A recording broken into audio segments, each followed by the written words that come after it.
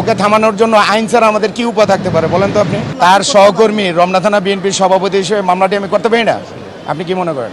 রাজনৈতিক এবং পারিবারিক সম্পর্ক এবং এই ওর অকথ্য অশ্রাব্য ভাষা, ওর কথা সমাজকে প্রভাবিত করেছে। মানসিক এবং সামাজিকভাবে আমরা হেয় প্রতিপন্ন হয়েছি। মামলা কি আমরা করতে পারি না? তার কর্মী হিসাবে, তার সহকর্মী রমনা থানা বিএনপির সভাপতি হিসেবে মামলাটি আমি করতে পারি না? আপনি কি মনে করেন?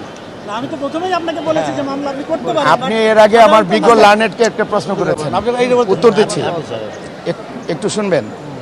করোনা বা যে কোনো ভাইরাসের এগেইনস্টে ফাইট মানি ব্যাকট্রলের লেফট রাইট। আপনি বলেছেন মির্জা আব্বাস এই মামলা করে কি হবে? তো ও সারাক্ষণ সারাদিন এসব অশ্রাব্য ভাষা, অকথ্য ল্যাঙ্গুয়েজ ব্যবহার করতেই থাকবে। আবাল বৃদ্ধ বনিতা থেকে শিশু থেকে শুরু করে সবাই এই নোংরা ভাষাগুলি শিখবে। এটা কি খুব ভালো দেশের জন্য, নাগরিকদের জন্য ভালো, সমাজের জন্য ভালো?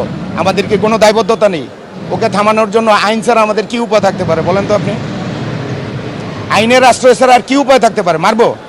মারামারি কাটাকাটি করা সেটা কি ভালো কাজ? সেটা করতাম আপনার ভাষায়?